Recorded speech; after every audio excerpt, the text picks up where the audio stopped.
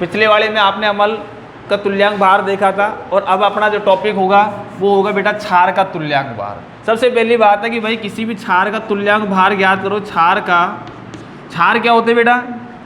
वे यौगिक जो जलीय विलयन के अंदर OH माइनस, अर्थात उसको बोलोगे हाइड्रोक्सिल आयन, OH माइनस को क्या बोलोगे? हाइड्रोक्सिल आयन देते हैं, क्षार कहलाते हैं। ठीक है, अब कुछ क्षार कैसे होते हैं वो मैं आपको और बताऊंगा, इसमें एक अम्ल के बारे में भी बताऊंगा। एक पहले क्षार का तुल्यांक भार बराबर क्षार का क्या कर देंगे? क्षार का अणु भार बटा क्षार की अम्लता। क्या लिखा है मैंने? ये अम्लता मैंने पिछले वीडियो में देखा था, आपको बताया कि यहाँ पर अम्ल के लिए क्षारकता लिखी थी। अर्थात अम्लता का मतलब क्या हुआ? प्रतिस्थापनीय OH माइनस की संख्या, ठीक है। तो जितने OH माइनस बाहर निकलने हैं, जैसे क्षार नंबर 1 अच्छी तरह से जानते हैं, जिसको आप लोग कास्टिक सोडा का नाम से जानते हो, साबुन बनाते हैं इससे, सोडियम हाइड्रोक्साइड। नंबर 2 है KOH, जिसका नाम है पोटेशियम हाइड्रोक्साइड। क्या नाम है? Potassium hydroxide. नंबर 3 बेटा MgOH का होल ट्वाइस, जानते हो क्या नाम है? मैग्नीशियम हाइड्रोक्साइड, जिसका नाम सामान्य है मिल्क ऑफ मैग्नीशिया। क्या नाम है? Milk of magnesia. इसका कार्य है, पहले जब अपने पेट में अम्लता, एसिडिटी बढ़ जाती है, अम्लता बढ़ जाती है, तो इसको टैबलेट के रूप में लो या चूर्ण के रूप में लो तो वो न्यूट्रल कर देगा। भाई अम्ल प्लस क्षार बराबर उदासीनीकरण क्रिया होती है, लवण प्लस जल बढ़ता है, यही बात होता है। कोई अम्ल लिया प्लस क्षार लिया, एरो लगा होगा तो लवण प्लस जल बनेगा कि नहीं बनेगा? अर्थात यहाँ पर ये क्षार अपने पेट की अम्लता से क्रिया करके लवण बनाएगा और न्यूट्रलाइजेशन हो जाएगा, अर्थात उदासीनीकरण क्रिया होने वाली है। तो ये मैग्नीशियम हाइड्रोक्साइड को मिल्क ऑफ मैग्नीशिया। नंबर 4 में CaOH का होल ट्वाइस, जानते हो क्या नाम है? कैल्शियम हाइड्रोक्साइड, जिसको भुजा हुआ चूना बोलते हो। क्या बोलते हो? एक तो बिना भुजा चूना, जिसका नाम कैल्शियम ऑक्साइड है, इसको बोलोगे भुजा हुआ चूना, अर्थात पानी मिला दिया कैल्शियम ऑक्साइड प्लस H2O, उसमें छेपी अभिक्रिया होगी, जब तो कड़ी बढ़ जाती है, तब सफ़ेद सा पानी आता है, होता ही नहीं हो, पुताई करने के काम आती है। तो यहाँ पर ये नंबर 5 AlOH का होल थ्राइस, नाम क्या है? Aluminium hydroxide. ये कुछ मैंने क्षार ले लिए क्षार। अब यहाँ पर सबसे पहले मैं सबका अणुभार निकाल के रख देता हूँ। क्यों? अरे अणुभार निकालने अपन देखो, प्रतिस्थापनीय हाइड्रोक्सिल समूह की संख्या 1, प्रतिस्थापीय हाइड्रोक्सिल समूह की संख्या 1, कितनी? 2, कितनी? 2, कितनी? 3।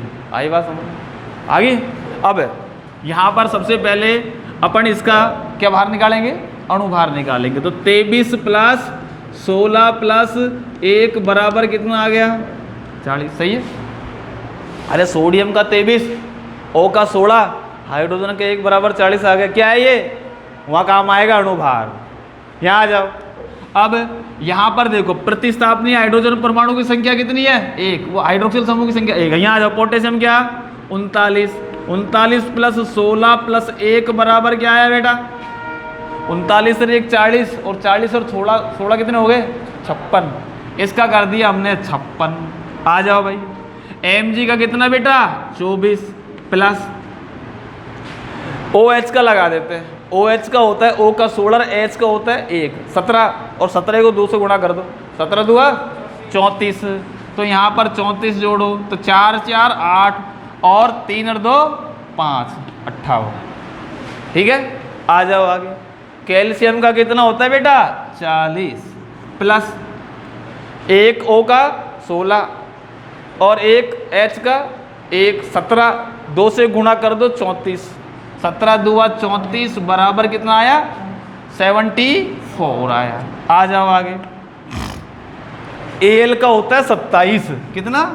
27 प्लस, भाई इसका 1 का होता है 17, तो 2 3 का कितना हो गया? 17 3 51, तो 51 ले लिया तो 5 और 6 नहीं 4 1 5 हो गया ना, 7, 75 हो गया। अब सुनो, ये काई निकल गयो, अणुभार निकल। अब अणुभार निकल गया। अब देखो यहाँ पर प्रतिस्थापनीय हाइड्रोजन परमाणु की संख्या कितनी आएगी, 1 का भाग दे देना। यहाँ पर कितने का भाग दोगा, 1 का दे दोगा। यहाँ पर कितने का भाग दोगा, 2 का दोगे। यहाँ पर कितने का दोगे, 2 का। और यहाँ पर कितने का देना, 3 का। तो अपनी मैं यही कर देता हूँ, तुल्यांक भार निकल जाएगा बटा 1 बराबर 40 और बटा कितना 2। 58 में भाग देंगे, 2 का कितना बचा, 29 दुआ 58 हो गया ना। तो है बेटा 27 यार, अरे तेरी और बात है 78 एम जी का जैसे लिखा जा रहा है। ठीक है कोई बात नहीं, वो तो कितना है बेटा 29। कितने का भाग दोगे, 2 का। कितने का भाग दोगे, 2 का। निकाल लेना ये 3 के, इसमें 3 का, इस वाले में सॉरी ये 3 का, और निकाल लेना जो भी आए पॉइंटर। 1 मिनट रुके, 56 में 1 का भाग देंगे 56, हाँ कोई बात नहीं, वो चलता है। 29 अब लगा देना है यहाँ पे, ठीक है। अब ये तो आप लोगों की हो गई क्या, क्षार का तुल्यांक भार। अब सवाल अपन निकाल लेंगे, कोई दिक्कत, अलग अलग निकालना तुम लोग, मैं बता रहा हूँ सूत्र रखना भाई। NaOH का तुल्यांक भार बराबर NaOH का अणुभार बटा प्रतिस्थापनीय OH समूह की संख्या 40 बटा 1 बराबर 4। KOH का तुल्यांक भार बराबर KOH का अणुभार 56 बटा 1 बराबर 56। मैग्नीशियम हाइड्रोक्साइड का 58 बटा 2 29। कैल्शियम हाइड्रोक्साइड का 40, कैल्शियम का 17 दूआ 34, ये 74 में 2 का भाग दे दें, ठीक है बेटा। फिर एल्यूमिनियम हाइड्रो 27 प्लस 51, 17 तो 51 और 27 ये 78 में फिर 3 का भाग दे देना, और वो उसका क्या निकल जाएगा, तुल्यांक भार निकलेगा, ठीक है। अब इसमें थोड़ा सा मैं बताऊं, अब तुम्हारे दिमाग में भी आए सब, क्षार का मतलब यही थोड़ी होता है। क्षार तो ऐसे भी होते हैं जिनमें OH समूह नहीं होता है, नहीं। कहने का मतलब Na2CO3 सोडियम कार्बोनेट क्षार है कि नहीं है? नंबर 2 NaHCO3 सोडियम बाइकार्बोनेट या हाइड्रोजन कार्बोनेट, इसमें OH समूह कहाँ दिखाई दे रहा है बताओ। दोनों की दोनों क्या हैं, दोनों क्षार हैं। अब इनका जब वियोजन करते हो तो आप लोग देखो, सबसे पहले तुल्यांक भार बराबर यौगिक का अणुभार बटा संयोजकता, सही है। तो संयोजकता क्या है उसको बारे में देखो, वहाँ तो अपन ने H+ की संख्या देख ली, OH- की संख्या देख ली। अब भाई यहाँ कहीं की संख्या देखेंगे, यहाँ तो ना तो H+ है ना OH- है। अब क्या करोगे, इनको तोड़ोगे तो ये बेटा टूटेगा 2Na++ CO3-2, ये है sodium ion plus carbonate ion, बोले बड़ी बात। इसको तोड़ोगे तो ये टूटेगा बेटा Na++ HCO3- अर्थात बाइकार्बोनेट आयन के रूप में टूट गया। अब टूट गया तो यहाँ पर संयोजकता बेटा 2 और यहाँ पर संयोजकता बेटा 1 है, क्या 1 समझी? अरे प्लस का 1 माइनस का 1, 1 ही तो है, तो 1 लगा होगा। संयोजकता माइनस+ नहीं होती, संयोजकता होती, मैंने आपको पहले ही बताया। यहाँ कितने माइनस के 2, तो 2। अब देखो अब क्या निकालोगे भाई, Na2CO3 सोडियम कार्बोनेट का तुल्यांक भार बराबर, अब देखो 23 दूआ 46, ठीक है। 46 और 23 दूआ 46 प्लस 12 प्लस 16 × 48, तो 8 और 2 10 और 6, अरे 6 और 2 8, 6 और 2 8, 8 और 16, 16 का 6, 1 5, 5 और 1 6, 6 और 4 10, 106। कितने का भाग देंगे भाई, ये Na2CO3 का अणुभार है बटा संयोजकता कितनी है 2, कितनी है 2 का भाग दिया कितना आया 53, ठीक है। अब यहाँ पर नंबर 1, नंबर 2 NaHCO3 का तुल्यांक भार बराबर, निकालो पहले 23 + 1 कितना हो गया 24, 24 और 12 कितना हो गया 36 हो गए, और 36 और 48, 36 + 48 बराबर कितना 8 और 6 14 का 4, 5 5 और 3 8, 84। अब 84 में भाई काई को भाग देगा 1। तो ये कंडीशन लगाना संयोजकता, आप सब आपको क्या पता साहब कैसे टूटते हैं। देखो बेटा छोटी छोटी बातें हैं, अपन ने आवर्त सारणी के बारे में भी पढ़ा है कि भैया सोडियम है जो पहले वर्ग का क्षारीय धातु तत्व है, जिसमें लिथियम, सोडियम, पोटेशियम, रुबिडियम, सीनियम और फ्रांसियम सबकी संयोजकता 1 होती है। दूसरे वर्ग के अंदर बेरिलियम, मैग्नीशियम, कैल्शियम, स्ट्रोंशियम और बेरियम हो गया, और रेडियम उनकी 2 होती है। सही है।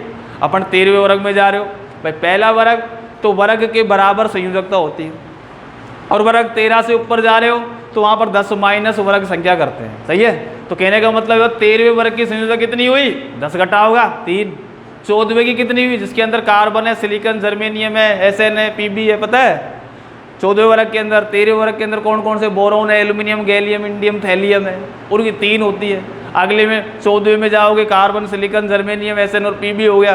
15वें में नाइट्रोजन, फास्फोरस, आर्सेनिक, एंटीमनी हो गया और बिस्मिथ हो गया। 16वें में fluorine, chlorine, oxygen, sulphur, selenium है, वो हो गया। तो वहाँ पर उल्टा करेंगे मामला, 13वें वर्ग की 3, 14वें वर्ग की 4, फिर 15वें वर्ग की 3, 16वें वर्ग की 2, 17वें वर्ग की 1 और 18वें वर्ग की 0 होती है, जिसका अष्टक अपूर्ण होता है, जिसमें हीलियम, न्यून, आर्गन, क्रिप्टॉन, जीनोन और रेडान होते हैं, जो अक्रिय गैस होती है, जिसको शून्य समूह बोला जाता है। ठीक है बेटा। तो ये वाला कंडीशन ये। अब एक और बात बता देता हूँ कि ऐसा कोई अमल हो जिसके अंदर आपको समझ में नहीं आया कि भाई मामला क्या है यार। इसके मैंने क्या मतलब, जैसे आप लोगों से सवाल ये कि H3PO4 या PO3 बोल दें इसको, H3PO4, जिसको फास्फोरिक अम्ल का तुल्यांक भार ज्ञात कीजिए। क्या तुम्हारा दिमाग क्या बोल रहा है भाई, इसका अणुभार निकालें, और अणुभार निकालने के बाद 3 का भाग देना साहब। सही बात है। 3 का भाग से मतलब सबसे पहले इसकी संयोजकता होती है, कहने का संरचना, एक PO बंद होता है, एक O, दूसरा O, तीसरा O, और H 1 2 और ये 3। तो यहाँ पर जो H दिखाई दे रहा है ना, ये H के हिसाब से यहाँ पर इसमें अब आप 3 का भाग दे सकते हो।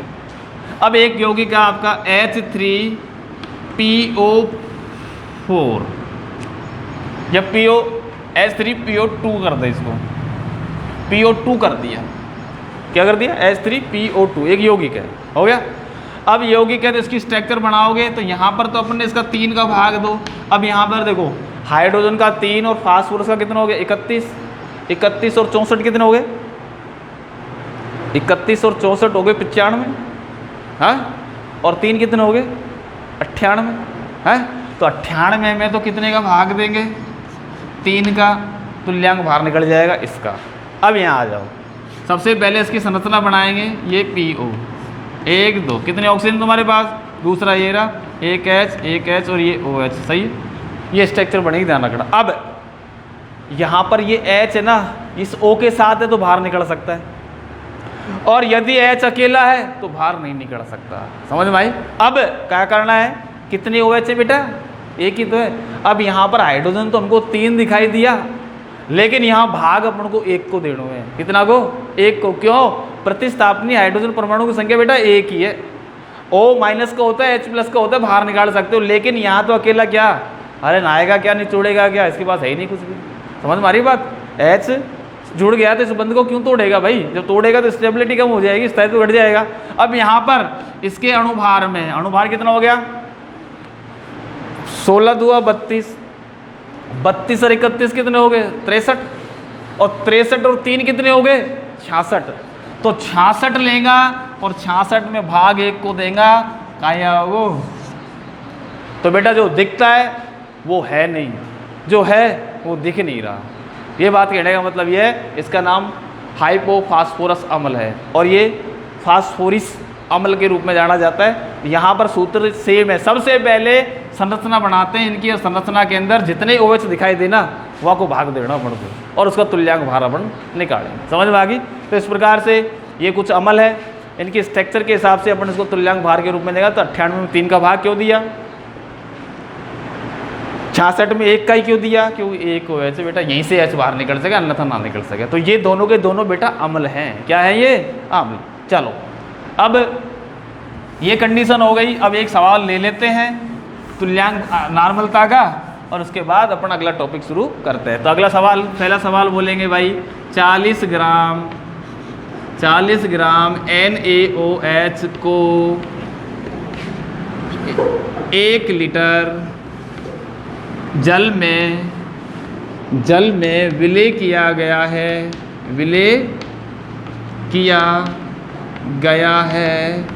तो विलयन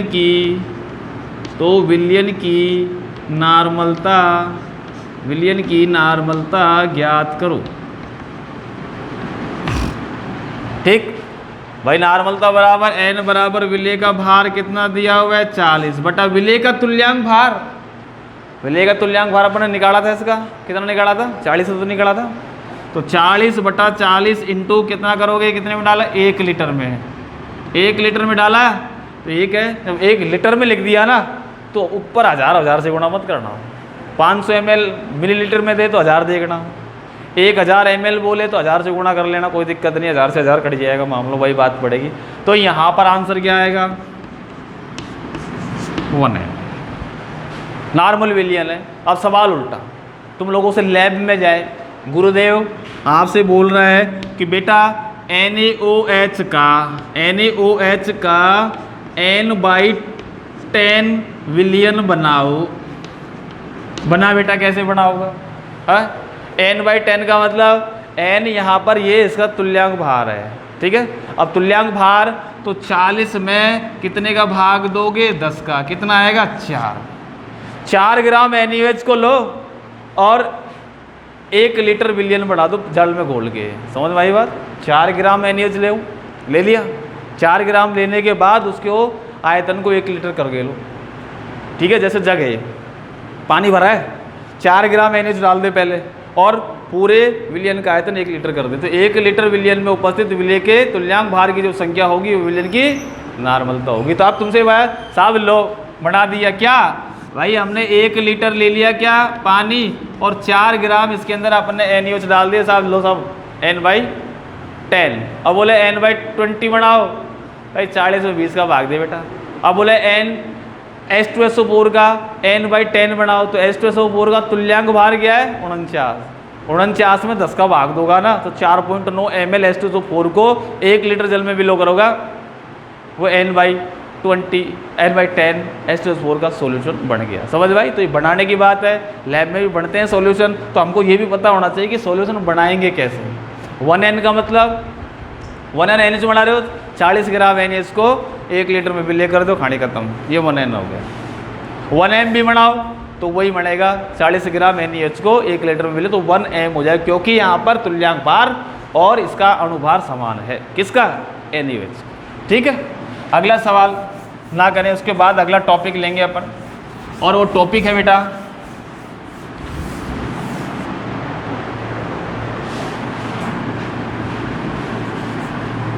स्टिकियोमेट्रिक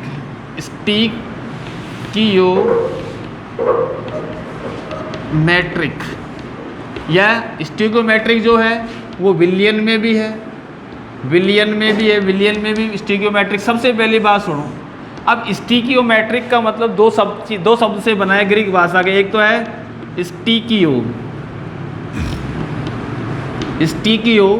स्टिकियो का मतलब होता है बेटा तत्व। क्या? तत्व। ये ग्रीक भाषा का शब्द है स्टीक। और नंबर 2 मेट्रॉन, और मेट्रॉन का मतलब होता है बेटा मापन, अर्थात तत्वों का मापन आप लोग किस प्रकार से करते हो। तो किसी भी रासायनिक अभिक्रिया कितने क्रियाकारक काम आए और कितना उत्पाद बना, इन सब की जानकारी देने के लिए जिस विधि का उपयोग किया जाता है उसको स्टिकियोमेट्रिक कहा जाता है, या हम कह सकते हैं स्टिकियोमेट्रिक समीकरण के हिसाब से। जैसे कोई भी रासायनिक अभिक्रिया, जैसे मैं बोल रहा हूँ तुमको, आपका है बेटा कैल्शियम कार्बोनेट, क्या है? Calcium carbonate. अब इसको अपन ने गर्म किया, क्या किया? गर्म, डेल्टा का चिन्ह लगाते हैं जब गर्म करते हैं। जब गर्म करते हो तो ये calcium oxide plus carbon dioxide बाहर निकलती है और ये बाहर निकल जाए। समझ में आ गई? अब सुनो, ये जो चीज़ है वो कहलाती है बेटा रिएक्टेंट। क्या कहलाएगी? ये रिएक्टेंट बोलोगे। रिएक्टेंट को अपन हिंदी में क्या बोलते हो? ये आपका क्रिया कारक है, क्रिया कारक जो क्रिया कर रहा है। यहाँ पर दोनों के दोनों को बेटा क्या बोलोगे? ये प्रोडक्ट है और प्रोडक्ट को क्या बोला जाता है?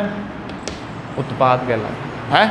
अब जब मैंने ये पाठ शुरू किया था तो अवगाद्रो की परिकल्पना बताई थी, बर्ज़िलियस की परिकल्पना भी बताई थी और जॉन डाल्टन का परमाणु सिद्धांत बताया। तुमको पता हो जब आगे कोई संख्या नहीं होती तो उसका आयतन एक मानते हैं। क्या मानते हैं? एक आयतन। तो यहाँ क्या लिख देंगे? एक आयतन। एक आयतन कैल्शियम कार्बोनेट को जब आपने गर्म किया तो एक आयतन क्या बनी? अरे क्या बनी? एक आयतन कैल्शियम ऑक्साइड। वह एक आयतन CO2 का निर्माण होता है। सवाल समझ में आई क्या क्या बोलना चाहता हूँ मैं? अरे किसी भी रासायनिक अभिक्रिया के अंदर क्रिया कारक से कितने उत्पाद बने उसके बारे में जो जानकारी प्राप्त होती है उसी को स्टोइकियोमेट्रिक बोला जाता है।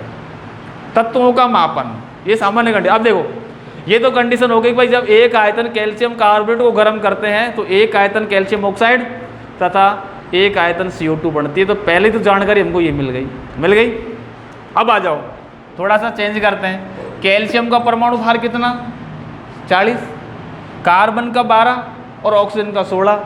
तो 16, 30, 48 और 12 कितने हो गए? 60 और 40 कितने हो गए? 100 ग्राम लिख दिया हमने। कोई दिक्कत है क्या? अब 100 ग्राम तोलने वाले तुला से तोल दिया। जब 100 ग्राम कैल्शियम कार्बोनेट को गर्म करते हैं 40 प्लस 16 मतलब 56 ग्राम क्या प्राप्त हुई? कैल्शियम ऑक्साइड प्राप्त हुई। और 44 ग्राम क्या प्राप्त हुई बेटा?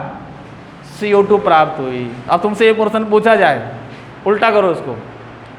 आपको 1 किलोग्राम मतलब 1000 ग्राम कैल्शियम कार्बोनेट दी गई है। 1000 ग्राम कैल्शियम कार्बोनेट दी हुई है तो प्राप्त कैल्शियम ऑक्साइड की मात्रा बताओ।